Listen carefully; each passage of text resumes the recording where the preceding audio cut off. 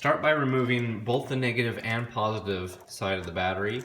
For most factory batteries, it's going to be an 8mm socket. However, if your car has had a new cable ends put on before, it may be a different size, and that's pretty common.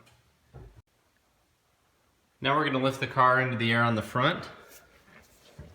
So we came in with our jack here towards the back and lifted up so that we had room to place our jack stand.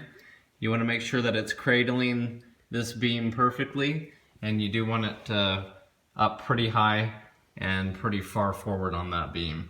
Now we're going to go around to the other side and put another jack stand in that same place.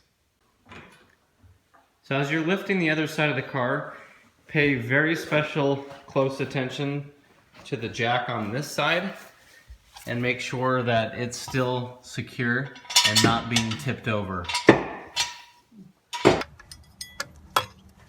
And make sure that this goes all the way in, because I've seen a lot of these tensioners break because they're not all the way in. So as we release the tension on the belt, we're going to go ahead and just pull it off of one of these idlers. Okay. So now the belt is loose. We're going to unloop it from the air conditioning pulley over here on the passenger side.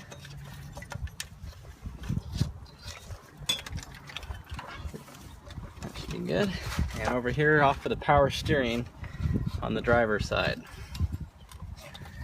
So we just want to make sure the belt's not on those two accessories.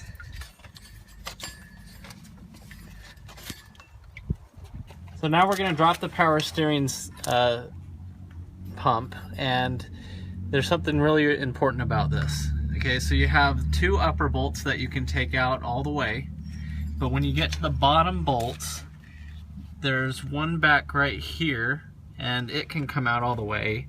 However, there's another one here that's hard to see, where I'm pointing my finger right there, towards the left, towards the middle of the screen. Okay, right here.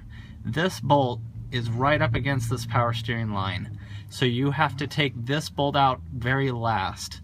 And the reason why is you have to take the other bolts out, and then as you're taking this one out, it only can move about 1 inch. So what you're doing is, as you're loosening this last bolt, it's dropping the whole power steering pump down with it.